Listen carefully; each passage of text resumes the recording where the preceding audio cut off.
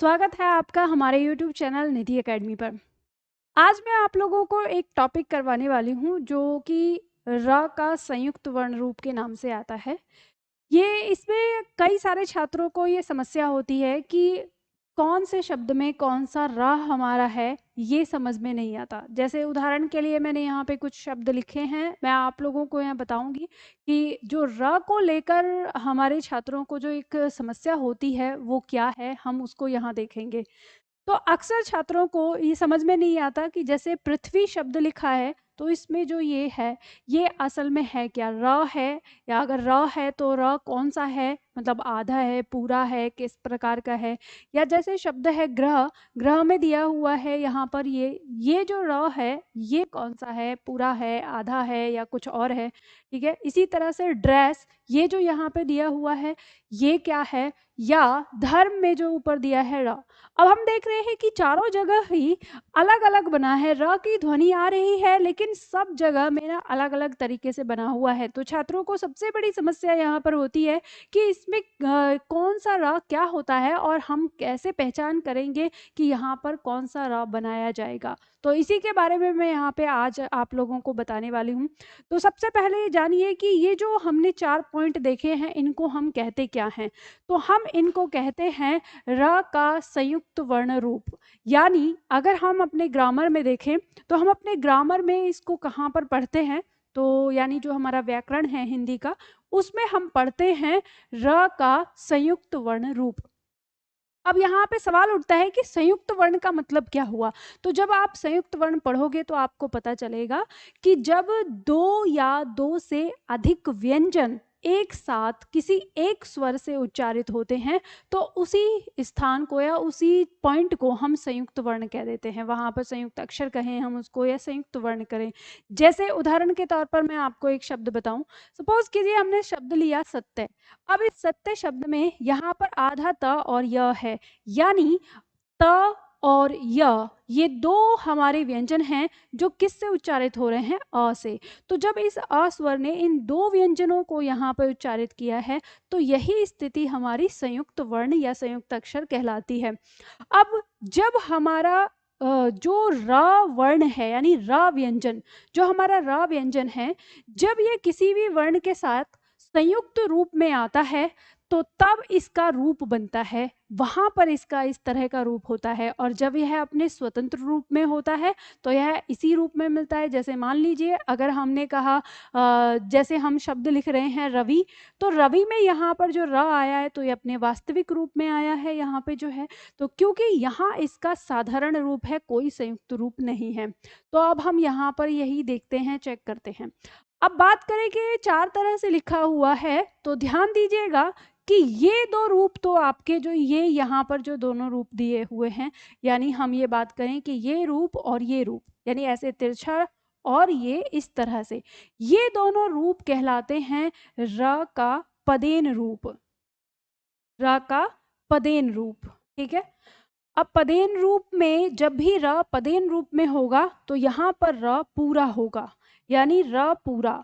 र पूरे का मतलब क्या होता है, तो र पूरे का मतलब होता है कि र के साथ स्वर होता है, यानी स्वर जो होता है वो र के साथ होता है और वह जिस व्यंजन के साथ जुड़ा हुआ है वह व्यंजन आधा होता है। तो जैसे यहाँ पर हमारा जो र ये लगा हुआ है तो र हमारा पूरा है, लेकिन जो ये ग व्यंजन हमको दिखाई दे रहा है ये आधा है।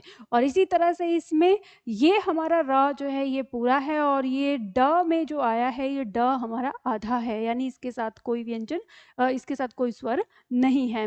तो ये र का पदेन रूप कहलाता है जब इस तरह से लगा होता है।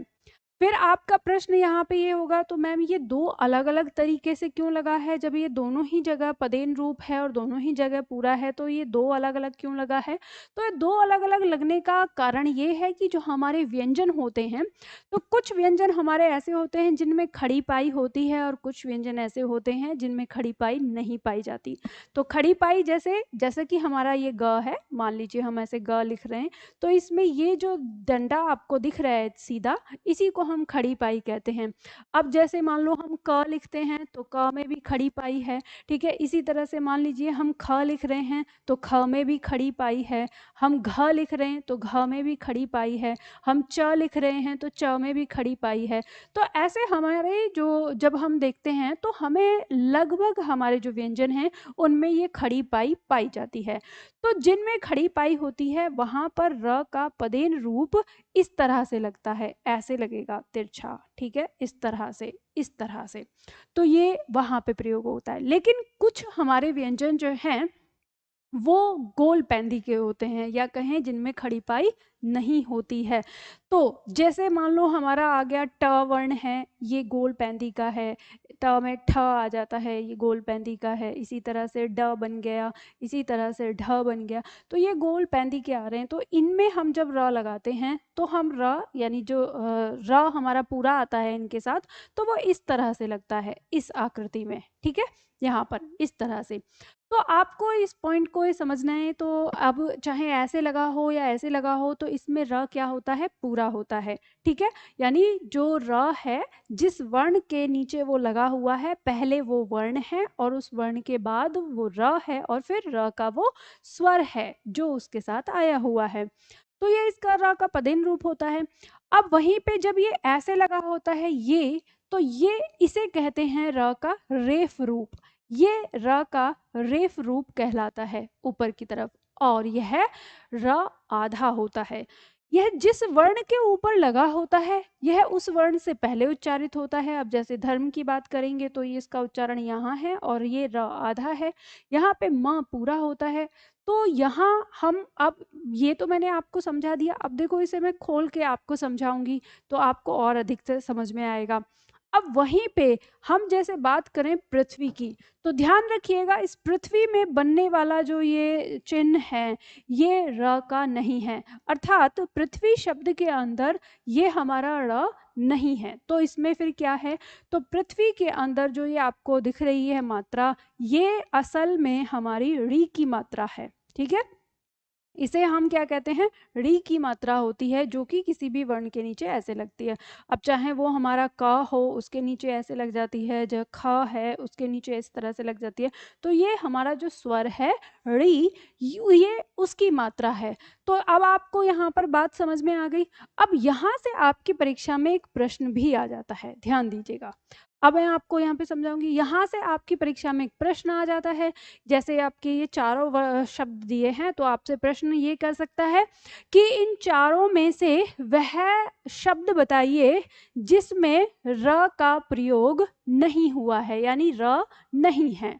अगर ऐसे आपसे पूछा जाए तो आपका उत्तर क्या होगा, तो आपका उत्तर हो जाएगा पृथ्वी, क्योंकि यही वो शब्द है जिसके अंदर र प्रयोग नहीं हुआ है। भले ही आपको उच्चारण में वहां पर दिख रहा है, लेकिन आपको पता है जब आप बोलते हैं पृथ्वी तो उसमें क्या है, ऋ है, ठीक है, जो हमारा स्वर है वो लगा हुआ है। या आपसे प्रश्न किया जाता है कि इन चारों में से वह शब्द बताइए जिसमें ऋ का प्रयोग हुआ है। तो इनमें से ऋ का प्रयोग कहाँ हुआ है, फिर पृथ्वी में हुआ है। तो उत्तर तो आपका दोनों ही प्रश्नों के साथ एक ही आ जाता है, ठीक है। तो इस तरह के प्रश्न इस पॉइंट से आपकी परीक्षा में आते हैं। अब मैं आपको बताती हूँ कि आप ये कैसे समझ पाते हैं कि ये पूरा है या आधा है, या हमें अगर ऐसे दिया होगा तो हम इनको कैसे लिखेंगे अगर वर्ण विच्छेद में ये आ गया। तो ध्यान दीजिएगा कि पृथ्वी को तो हमको पता ही है कि ये हमारा हो जाएगा व्यंजन और इसका स्वर हो जाएगा ऋ। तो ये तो हमें यहाँ पर पता चल ही गया, तो हम इसको छोड़ देते हैं, इसको हमें तोड़ना नहीं है, हमें इसमें र देखना है। अब हम यहाँ देखते हैं, तो जब अगर मान लीजिए हम इस शब्द को तोड़ते हैं तो इसमें हमारा सबसे पहले व्यंजन आएगा ग। अब क्योंकि ग हमारा आधा है तो इसके बाद व्यंजन हमारा आता है र, जो कि हमारा ये पदेन रूप में है। अब इसके ऊपर कोई मात्रा नहीं है, तो यहाँ पे मात्रा क्या है, अ, यानी अ स्वर है। तो अब यहाँ पर ये पॉइंट आ गया। अब ये सिर्फ मैं इसी पॉइंट को यहाँ पर वर्ण विच्छेद कर रही हूँ ताकि आपको ये समझ में आ जाए। अब उधर आपकी जानकारी के लिए लिख देती हूँ कि आप चाहें तो आगे देख सकते हैं कि ये ह और ये ह का स्वर यहाँ पर अ। तो अब यहाँ पे आपको ये बात समझ में आ रही है कि ये जो दोनों वर्ण हमारे यहाँ आए हैं, तो ये दो वर्ण इस अ से शामिल हो रहे हैं, मिल रहे हैं यहाँ पे, लेकिन जो पूरा है वो क्या है, र है। र पूरा है और ग यहाँ पर आधा है, इसलिए ये पदेन रूप बनके इसको यहाँ पे सहारा दे रहा है। ठीक है, अब इसी तरह से हम ड्रेस शब्द को अगर तोड़ कर लिखते हैं, तो हमारा सबसे पहला जो वर्ण आएगा व्यंजन, वो है हमारा ड। ठीक है, इसके नीचे हल लगा दिया हमने, ये ड आ गया। फिर हमारा व्यंजन है वो क्या है, र। र के नीचे भी हल लगा दिया हमने। अब देखो इसके ऊपर मात्रा क्या दिख रही है, ये हमें एक ही मात्रा दिख रही है ना, तो यही हमारा यहाँ पर क्या है, स्वर है, तो ये ए आ गया। तो अब हमें यहाँ पे लिख गया, और आगे जो बचा है वो हमारा स, और इसका स्वर क्या है यहाँ पे अ। तो हमें यहाँ पे पता चल गया कि अब जो पूरा है ना स्वर के साथ है वो र, और यहाँ पे ये ड जो है ये हमारा क्या है, आधा आ गया। तो मैंने आपसे यही कहा कि ये जो र है ये क्या है, पदेन रूप है, इसको पदेन रूप कहते हैं। ये तिरछा डंडे की तरह या गोल पेंदी के साथ इसकी तरह होता है, और हमेशा र जो पदेन रूप में होता है वो पूरा होता है, और वह जिस वर्ण के नीचे लगा हुआ है वह वर्ण आधा होता है। तो जब आप कभी भी वर्ण विच्छेद करेंगे तो आपको यहाँ पर ये पता चल जाएगा। ठीक है, अब आप कहेंगे कि मैम हमको पता कैसे चलेगा उच्चारण में, तो ध्यान रखिएगा, जब भी आपका ये र होता है जो पूरा है तो इसका उच्चारण पूरा आता है, और जब र आपका आधा होता है तो उसका जो उच्चारण होता है वो आधा आता है। अब आप यहाँ पे देख सकते हैं, जब आप इस शब्द का उच्चारण करते हैं तो क्या बोलते हैं आप इसे, ग्रह कहते हैं। तो यानी ग में से र एकदम से ग्रह, यानी ग कम, आप पूरे ग का उच्चारण नहीं कर रहे, ग्रह, र पूरा आ रहा है आपका। अब जैसे आपने बोला ड्रेस, तो ड्रेस आप बोल रहे हैं तो ड आते ही उसके साथ रैस, रैस, यानी र और ए ये आपको दिख रहा है, तो ड्रेस आप ऐसे बोलते हैं, तो र आपका क्या आ रहा है यहाँ, पूरा उच्चारित हो रहा है। ठीक है, इसी तरह से जैसे मान लीजिए कि अगर आप लिखते हैं, आप शब्द लिखते हैं प्रभात, अगर आप कह रहे हैं प्रभात, तो आप प्रभात कह रहे हैं, प बहुत जल्दी बोलते हैं, और रा पूरा, प्रभात। यानी अगर मान लो आपका प यहाँ पे पूरा होता, अगर ऐसे हम लिखते तो प्रभात हो जाता है ना। तो आप इसे कहाँ एक शब्द प्रभात और कहाँ प्रभात, तो इससे आप समझ सकते हैं कि जो उच्चारण होता है वो हमारा किस प्रकार होता है। ठीक है, अब यहाँ पे हम बात करते हैं जैसे धर्म शब्द है, अब इसको हम तोड़ेंगे तो देखो यहाँ पे हमारा ये व्यंजन, ठीक है, फिर इसका यहाँ पे हमारा स्वर आ गया। अब जो ये र है ये र यहाँ पे उतरेगा। ठीक है, फिर उसके बाद हमारा व्यंजन म, और म का स्वर क्या है, यहाँ पर कोई मात्रा नहीं है तो अस्वर हो गया। ठीक है, तो इस तरह से हमको यहाँ पता चल रहा है कि ये जो अस्वर है ये तो इस म का है, और ये अस्वर इस ध का है, तो यहाँ पे जो र है वो हमारा कैसा है, आधा है। तो आधा यानी बिना स्वर के है। तो अब ये जब ये बिना स्वर के है तो इसे सहारा लेना है अपने उच्चारण के लिए, तो ये र का उच्चारण यहाँ पर बहुत कम होता है। तो जब हम बोलते हैं धर्म, तो जैसे ही आप बोलते हैं धर्म, तो आप ध्यान दीजिएगा जो र है वो बहुत जल्दी बोलता है, र हम पूरा र नहीं बोलते। जैसे अगर मैं इसमें पूरे र बना के इसको लिखूं, ठीक है, ये आ गया, तो आप कैसे बोलते हो, धर्म। ठीक है, अब र अब आप पूरा कर रहे हो तो धर्म बोल रहे हो, लेकिन हम जब बोलते हैं तो धर्म बोलते हैं। ठीक है, तो आप दोनों शब्दों का उच्चारण करके आप देख सकते हो कि कैसे हमको इसका अर्थ समझ में आएगा। एक है धर्म और एक है धर्म। ठीक है, तो यहाँ पे र की जो ध्वनि है वो कम है। क्यों कम है, क्योंकि र जो है वो आपका आधा है, और वह अपने उच्चारण के लिए किसकी मदद ले रहा है, म व्यंजन के स्वर की मदद ले रहा है, तो धर्म। इसलिए अब क्योंकि म व्यंजन के स्वर की मदद ले रहा है, इसीलिए ये म के ऊपर रेफ रूप में आ जाता है यहाँ पर। ठीक है, तो ये पॉइंट आपको समझ में आ गया। तो र से संबंधित यहाँ पर जो हमारे सामने पॉइंट आते हैं, या जो चीज़ें हैं कि जो हमें समझ में नहीं आती, वो मैंने आप लोगों को बता दिया। अभी इस पॉइंट में एक छोटा सा पॉइंट और होता है जो अक्सर हमारे छात्रों को नहीं समझ में आता, र से संबंधित।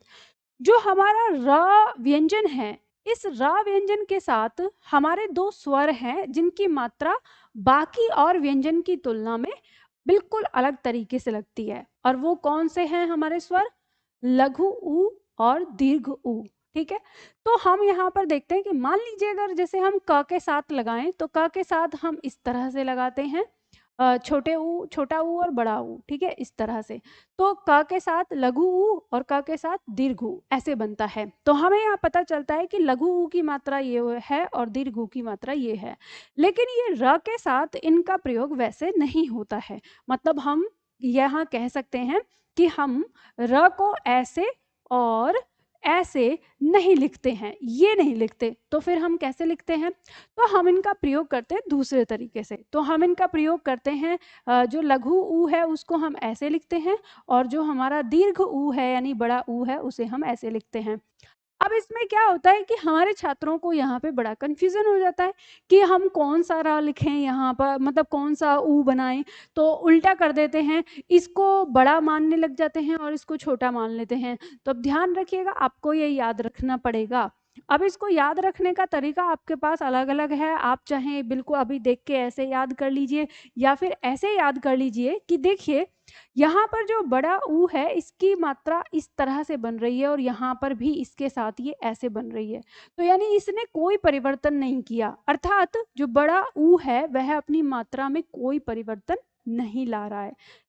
लेकिन जो छोटा ऊ यानी लघु ऊ है उसके साथ परिवर्तन करना पड़ रहा है, उसकी जो आकृति है वो हमें चेंज कर देनी पड़ रही है ऐसे, ठीक है। तो ये ध्यान रखिए कि जो लघु है वो हमारा परिवर्तन कर लेता है। अब कई बार हमारे छात्र इस पॉइंट में इसलिए भी कंफ्यूज हो जाते हैं क्योंकि उनको इसकी जो शकल है वो इसके जैसी दिखती है, जैसे यहाँ पे दिख रही है ना। तो ये सोच लेते हैं कि ये तो बड़े वाले ऊ में दिखाई दे रही है, तो शायद ये बड़े वाला ही होगा।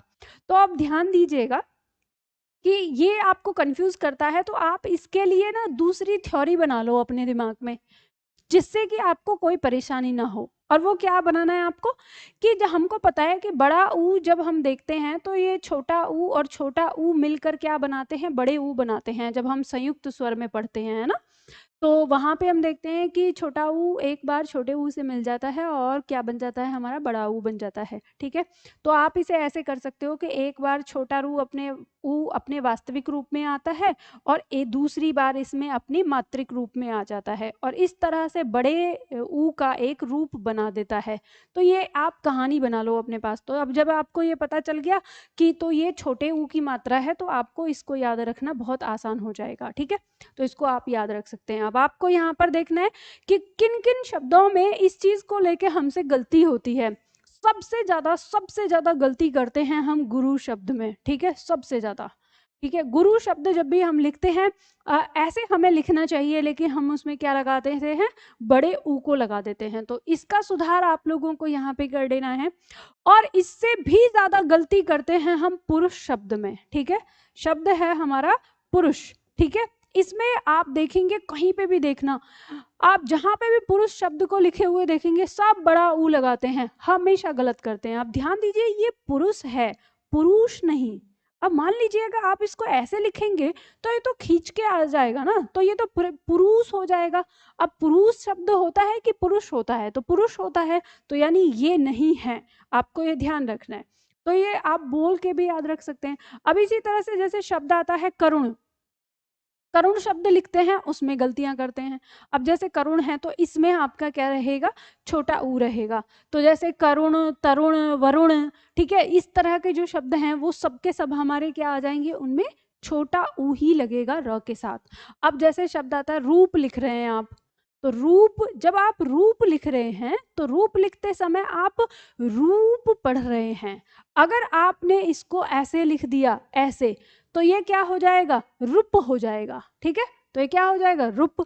तो यहाँ पे आपको ध्यान देना है, जब भी आप इनका उच्चारण करके लिखेंगे, सीखते जब लिखते समय, तो आपको उच्चारण करते हुए समझना है। तो ये नहीं होता, रूप होता है, रूप नहीं होता। अब वहीं पे जब आप लिखते हैं, मान लीजिए रुपया लिख रहे हैं, तो यहाँ पे भी गड़बड़ करते हैं छात्र। तो ये रुपया मतलब रुपया नहीं है, ये क्या है, रुपया है। तो यानी जल्दी से ये क्या बनता है, ये रू जल्दी बनता है, छोटा बनता है। तो ये रुपया नहीं है, क्या है, ये रुपया है। तो छोटा बन रहा है यानी जल्दी बोल रहा है। तो आपको ये ध्यान रखना है यहाँ पर। तो जब भी आप इस शब्द का प्रयोग करेंगे, आपको इस पॉइंट को हमेशा ध्यान रखना है। अब जैसे गुरु लिखते समय कुछ लोग इस तरह से लिख देते हैं, गुरु। अब जानते हैं इस गुरु का अर्थ क्या हो जाता है, इस गुरु का अर्थ हो जाता है चालबाज। चालबाज। ठीक है, समश्रुति भिन्नार्थक शब्द के अंदर आपका आ जाता है, इस गुरु का अर्थ क्या है? शिक्षक। अब जब भी आप लिखेंगे गुरु, तो आपको ये ध्यान देना है कि आप क्या अर्थ देना चाहते हैं। मान लीजिए आप कहें कि मेरे घर मेरे गुरु आए हैं, तो आपने यहाँ पे ये वाला गुरु लिखना है कि मेरे घर मेरे गुरु आए हैं, क्योंकि आप यहाँ पे गुरु का अर्थ शिक्षक से ले रहे हैं। लेकिन अगर आपने ऐसे कह दिया कि मेरे घर मेरे गुरु आए हैं, तो मतलब मेरे चालबाज, ठीक है, तो अर्थ चेंज हो जाता है। तो आपको ये ध्यान रखना है कि जो आपका शब्द है, आप जिस चीज का प्रयोग कर रहे हैं, वो आपको जो सही है वो आपको लिखना है यहाँ पर। ठीक है, बात समझ में आ गई? तो उम्मीद करती हूँ कि आपको र से संबंधित जो ये परेशानी थी, ये आपकी यहाँ पर हल हो गई होगी। तो इसी तरह से अगर किसी और टॉपिक में आपको कोई भी दिक्कत होती है, तो आप कमेंट बॉक्स में ज़रूर लिख दीजिएगा कि मैम मुझे इस वाले टॉपिक को समझने में दिक्कत होती है। भले ही वो आपकी परीक्षा में ना पूछा जाता हो, आपको हिंदी से संबंधित है वो, और आपको हिंदी में उसको समझना है, जानना है, तो मैं आप लोगों के लिए उसे ज़रूर बताऊंगी। तो चलिए, आज के लिए इतना ही, फिर मिलते हैं अगले वीडियो में।